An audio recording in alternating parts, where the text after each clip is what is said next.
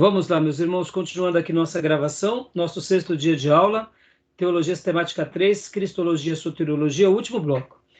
Concluímos agora a graça comum e vamos entrar no capítulo 32, eleição e reprovação.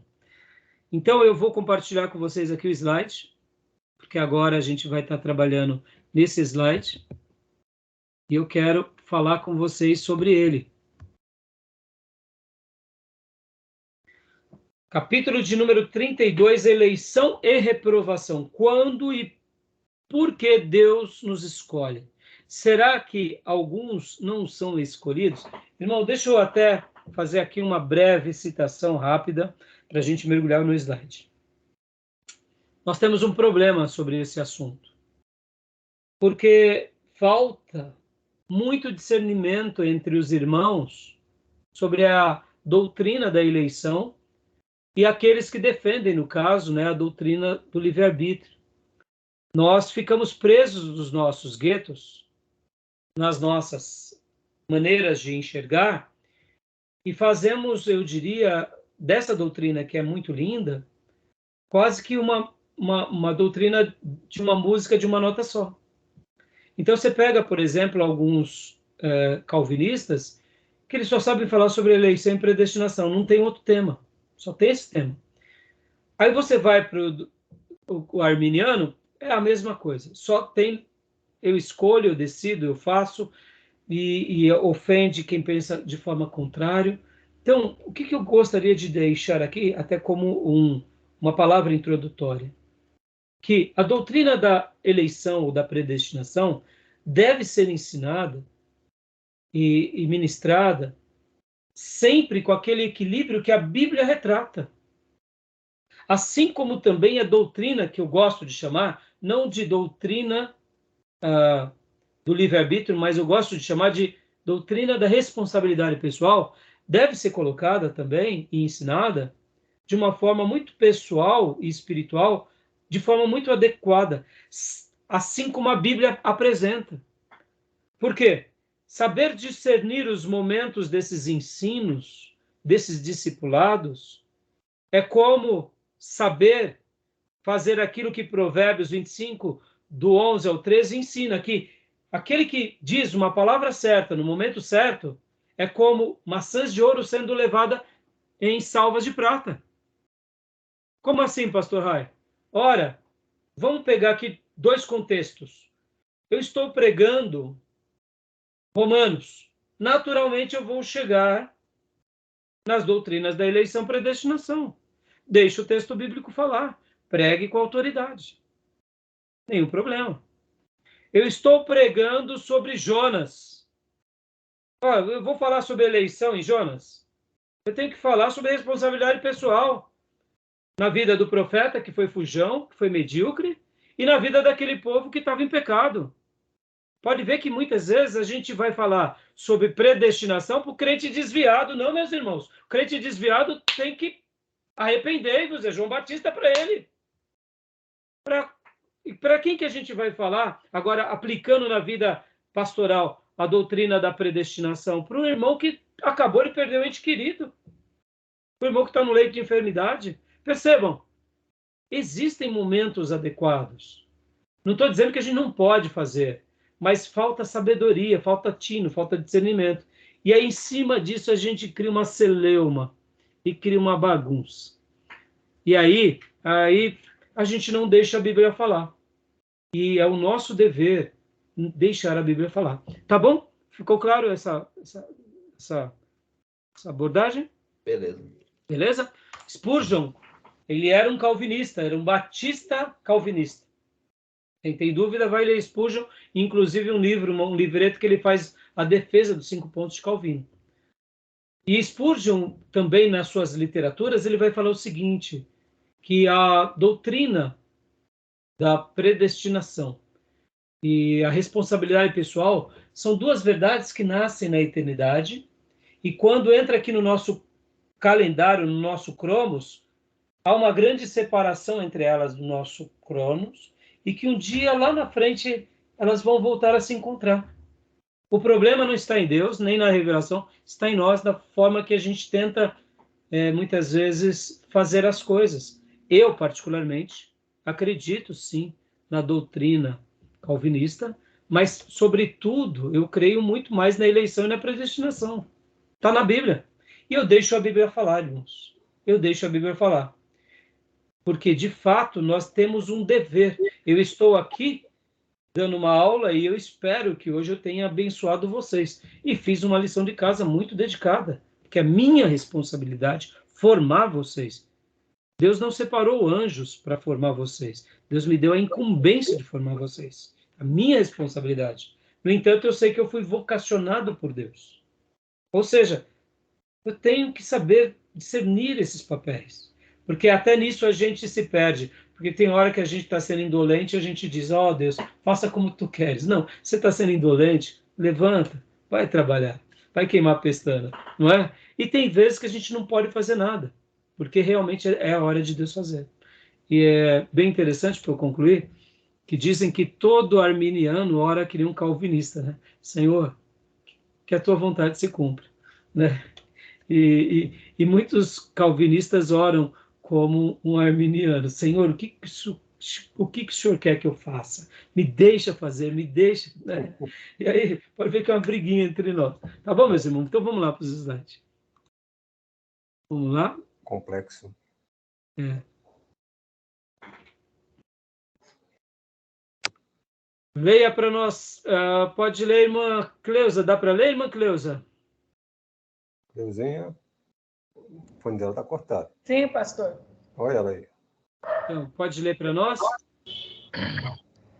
Doutrina da eleição do Novo Testamento.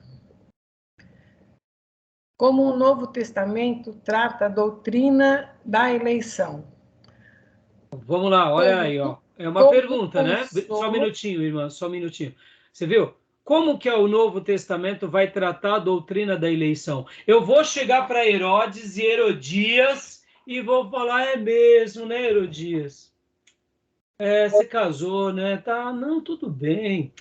Deus já sabia de tudo. Foi a eleição do Senhor. Você, Herodes, o que João Batista fez? Você tá com a mulher do teu irmão, rapaz. Você está se posando aí de crente, de judeu, fazendo tudo errado. Não, não. Foi por causa de uma demanda política e uma coisa pequena que João Batista perdeu a vida. Está entendendo? Está faltando profetas entre nós. A doutrina da eleição, ela é tratada como? Leia para nós, irmão. Por favor. Como um consolo, em Romanos 8, 28. Como uma razão para louvar a Deus, em Efésios 1, 5 e 6, 1 Tessalonicenses 1, 2 e 1 Tessalonicenses 4, 2. Como um incentivo à evangelização, 2 Timóteo 2, 10. Joia. Pastor, mas como que a eleição tem a ver com a evangelização? Meus irmãos, é muito simples. Os eleitos serão despertados pela pregação. Os predestinados serão tocados pela proclamação do evangelho, que é o poder de Deus. Eles responderão como um sim, no tempo de Deus, da forma de Deus. Jamais, Spurgeon diz, jamais alguém entrará nos céus sendo puxado pelas orelhas. Porque ninguém sabe quem é eleito, né? Exatamente. Agora, quantos são aqueles radicais e os xiitas do calvinismo que também vão para os exageros, dizendo, não, Deus sabe quem são os escolhidos, por isso que eu não prego, eu só oro, está errado. E quantos são aqueles, como Spurgeon disse, que estão com os 2 pés no inferno e se vangloriam de serem eleitos? Como eu sei que eu sou um eleito? Tessalonicenses vai mostrar, assim como outras passagens de Paulo, vai mostrar que se eu sou um eleito, eu vivo em santificação. Quer a prova? Se eu sou eleito, eu estou me consagrando. Deixei de me consagrar, pode colocar em xeque se você ou eu somos eleitos. Pastor Raio, o senhor crê que o crente perde a salvação? Quem vive em santificação, não. Mas quem não está na santificação já está desviado. E não me pergunte como que é isso. Eu tento evitar essas frases, que são frases que muitas vezes colocam em pessoas que nem eu conheci, pessoas totalmente desviadas, que elas diziam, não, meu pastor disse que uma vez salvo, sempre salvo. E a pessoa vivendo no pecado. Então, eu evito de dizer essas frases, porque, por exemplo, essa frase, uma vez salvo, sempre salvo, na mente de um desviado e de um pastor bonachão, vira uma praga. Entendeu, irmãos? Eu costumo dizer, você tem certeza que você é salvo? Tem. Me diga, você está vivendo em santidade? Não, então questione a sua salvação. Não por causa de Cristo, mas por causa dos teus atos. É a maneira. Pastor Rai, mas aí o senhor está vivendo em contradição. Não, não estou vivendo em contradição. João Batista dizia, arrependei-vos, raça de víboras, para quem? Para os líderes religiosos. Então, o Novo Testamento vai mostrar que a doutrina da eleição não é um consolo, irmãos. Ó, meus irmãos, todos nós teremos momentos de crise, momentos de incógnita, momentos de desespero, momentos que iremos querer jogar a toalha, abandonar o ministério, momentos... E aí é nessas horas que o doce Espírito de Deus falará conosco, como uma razão para louvar a Deus. Quem é de nós aqui que merecemos ser eleitos? Quando nós pensamos na eleição, um dia Deus nos separou, tocou na nossa mente, nos conduziu a essa graça, que ela é irresistível, sobre nós somente o louvor.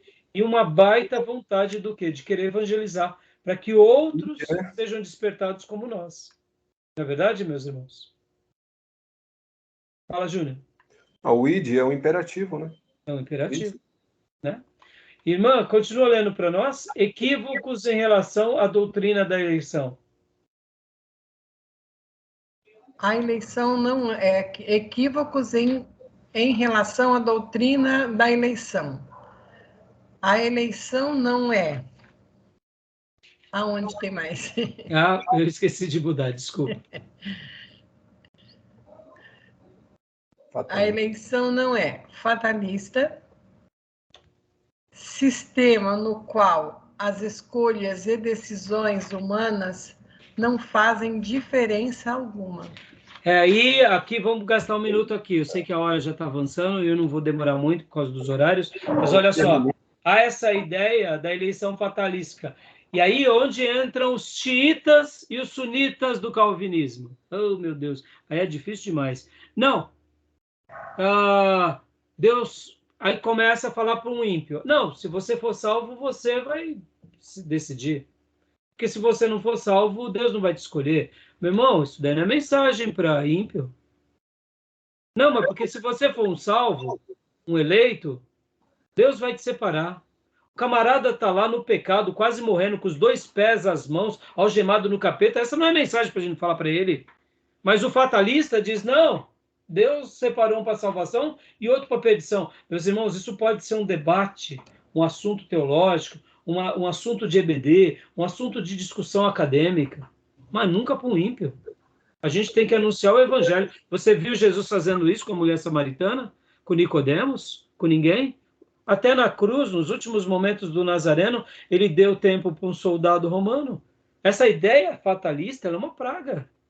E a gente também não pode ir nem para o fatalismo, nem para o moroso. Ou seja, percebam, irmãos, como isso é perigoso. Entendeu? Tá bom? Então vamos lá, irmã, continua para a gente terminar esse... E aqui?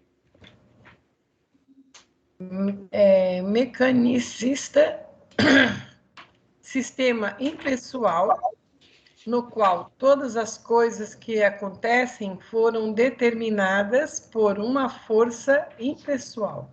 Ou seja, tá tudo fechado. Vamos lá, meus irmãos. Tá tudo fechado? Claro que está fechado.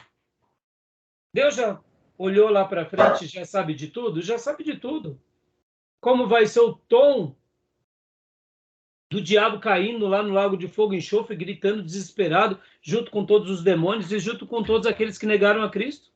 Deus já viu tudo isso. Agora vem cá, a gente é Deus? A gente sabe das coisas? Fatalismo não vai resolver. Deus é Deus, nós somos nós. Ele nos separa e ele nos dá uma missão, vamos trabalhar. Agora, mecanicista também, essa outra ideia de que todas as coisas já aconteceram, estão determinadas e há uma força impessoal que rege tudo. Meus irmãos, complicou, né? Estão entendendo? Olha aonde as pessoas chegam. E aqui, geralmente, quem faz esses discursos questionando esse grupo, ora também são os arminianos e ora são os próprios calvinistas. Então, a gente tem que ser muito equilibrado nessas questões, tá bom? Aí tem Beleza, que ter um meus meio irmãos? termo, né? Hã? Aí também tem que ter uma junção do meio termo, né? Sim, por Porque isso que eu falei, entra a soberania de Deus também, né? Soberania de sim, Deus e a vontade da pessoa, né? Porque Deus Júnior, ele dirige a história, né? por isso que eu falei há pouco sobre a questão do quê? Sobre a questão da, como que eu posso dizer para você? Sobre a questão da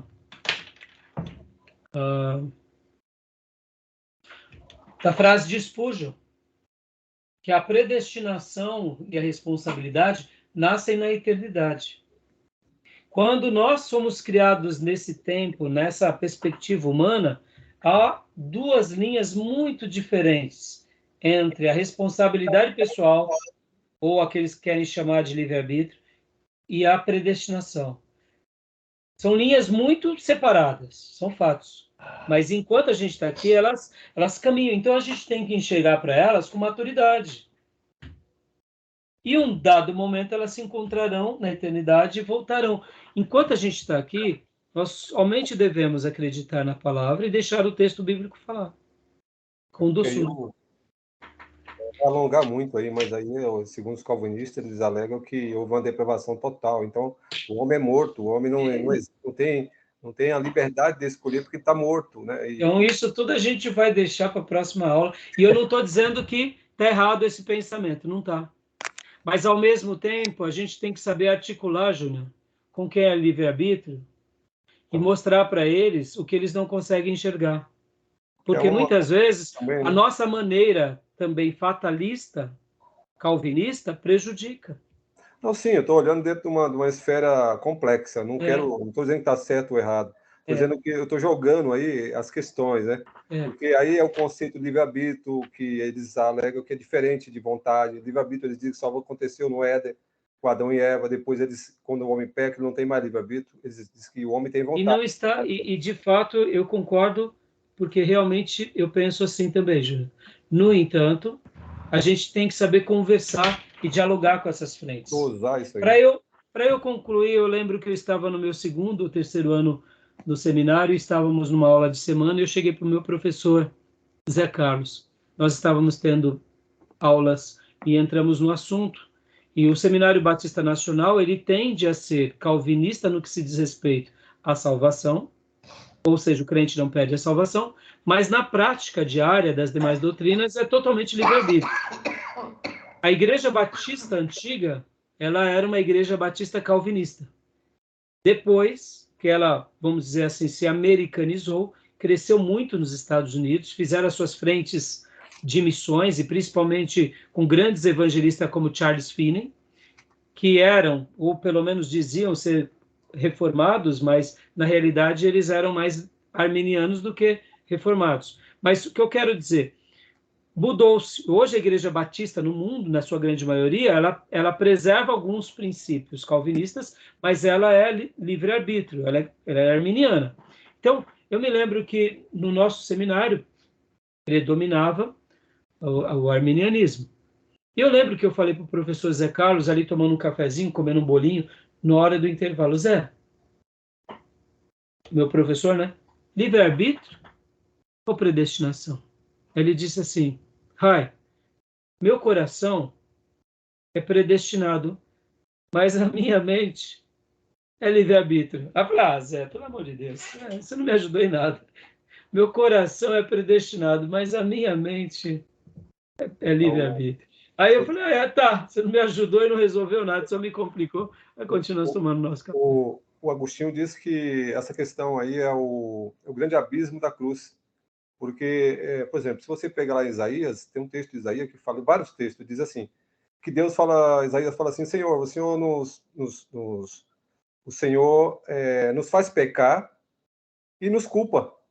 Ou seja, Deus é soberano e existe também a responsabilidade do homem. Ele não tira a responsabilidade do homem. Ou seja, Senhor, você nos faz pecar e ainda imputa a nossa culpa.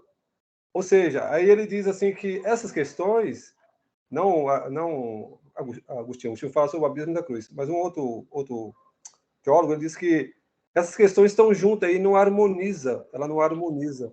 Então, eu não penso assim, né, Júlio? Eu sei que, por isso que esse é um assunto que a gente vai debater, eu vou pôr meu ponto do seminário e vou deixar vocês escolherem um caminho de vocês. Certo. Mesmo sendo fruto e filho de um Seminário Batista Nacional, eu, enquanto estava lecionando lá na sede, o diretor do seminário chegou para mim em certa ocasião e falou, mas Rai, você é calvinista? Eu falei, sim, sou calvinista. Eu não era, me tornei, mas, ao mesmo tempo, eu tenho a doutrina da predestinação da eleição como uma esperança. Vocês não me veem pregando predestinação na minha igreja, a minha mensagem é corretiva. E como que eu vou fazer uma mensagem corretiva sendo um calvinista bonachão? Não tem jeito. O meu ministério é corretivo. Eu sou formador de discípulos e de obreiros. Logo, eu trabalho em cima da responsabilidade pessoal 95%. E nos outros 5%, aí eu sou totalmente calvinista nas horas adequadas. Não que eu mude, eu pense, não, mas eu gosto de viver essa responsabilidade que Deus me deu. Sim. Crendo que Ele me chamou, que Ele me predestinou por uma tarefa. E eu só quero me manter fiel até o último dia, porque sem santificação, seguir a paz com todos. E a santificação, sem a qual ninguém verá o Senhor. Então, mesmo sabendo que Ele me elege, o meu dever é, joelhinho no chão e consagração. Tá bom, meus irmãos? Dá para conciliar as duas. Dá tranquilamente, né? Agora, é claro, eu não chamo de livre-arbítrio. Eu chamo de responsabilidade pessoal. Por quê? Porque o livre-arbítrio eu me ponho como acima ou igual às escolhas de Deus. Eu não creio nisso. Eu creio que a minha escolha é uma película diante da soberania de Deus. E o que eu só escolho algumas coisinhas que ele falou, Raimundo, você pode, aquilo não. Ou seja, então não é nada. Então, por isso que eu digo que, eu até parafraseio com uma frase de Lutero, somos nascidos escravos. Nascidos escravos. Né? Porque Deus nos permitiu ser assim. No sentido de nós existimos debaixo de Deus. Tá bom? Deu 22 minutos, senão não terminamos, passamos, tá bom? Irmãos, então paramos aqui na página 564, tá bom? E a gente vai continuar desse slide em diante na próxima aula. Tá bom, meus irmãos? Beleza. Todas as dúvidas, vamos deixar para depois. Corram na leitura, teremos apenas agora a 7ª e 8ª aula, e aí acabou. Beleza. Ou seja, hoje é terça-feira. Férias, hein? Quinta-feira não teremos aula, porque é feriado. Teremos a outra terça e na outra quinta não tem. Depois, não que férias, temos mais um módulo, que é missões. Nós estamos finalizando. Não, então, mas acaba por volta do dia 15 de novembro, acaba esse módulo. Eu vou dar prova para vocês, vou corrigir rápido, e a gente vai para o último módulo, que é missões. E aí a gente fecha o ano. Misericórdia. Nada, glória a Deus. O senhor mencionou que tem quinta dia 2, na outra quinta não tem também? Tem, né? Não, então, é assim, é mais eu não lembro agora a data, pastor, mas vamos aqui fazer um apanhado rápido, muito rápido, Hoje é dia 31. Dia 2 não tem, isso. Nós vamos ter dia 7 e dia 9. Aí fecha, aí começa dia 14, aí a gente tem aula. Não, peraí. Não, qual outro feriado? Acho que é dia 21. Eu acho que tem mais um feriado, não tem? É um dia 20. Dia da Consciência Negra, é isso? Dia 21. É 21? Hã? Ah, tá. Dia 21. Entendeu? Vai ser quinta? Vai ser terça, exatamente. Então, nós teremos aula ainda dia 7, ou melhor, isso, dia 7 e dia 9 fechamos esse módulo. E dia 14 nós abrimos um módulo de missões. Inclusive, já vou mandar amanhã para vocês. Quantos? Vou mandar para vocês o material. Eu até separei aqui o material de missões. Módulos? Oi? Quantos módulos aí? De missões? É um só. É um módulo. Muitas aulas, né? Já separei os livros, eu vou tirar foto para mandar amanhã para vocês. Tá bom. Vocês vão ter que comprar esses 2 livros. Beleza. Depois eu mando a conta aí. Vai sim. Ó, corram na leitura, tá, irmãos? E nos trabalhos, tá? Lembrando... Consciência Negra é dia 20 de novembro, é quarta, é segunda. Como? Dia Bom, da deixa eu só fechar a gravação aqui, irmãos. Tá bom? É verdade. Então, aí a gente resolve esses detalhes. É um feriado municipal, né? Tá? Deixa eu só fechar aqui, tá bom, meus irmãos? Deus abençoe. Deixa eu só fechar aqui a gravação e a gente vê esses detalhes aqui. E querendo Deus, nos vemos amanhã, ovelhinhas, e a classe nós nos vemos terça que vem.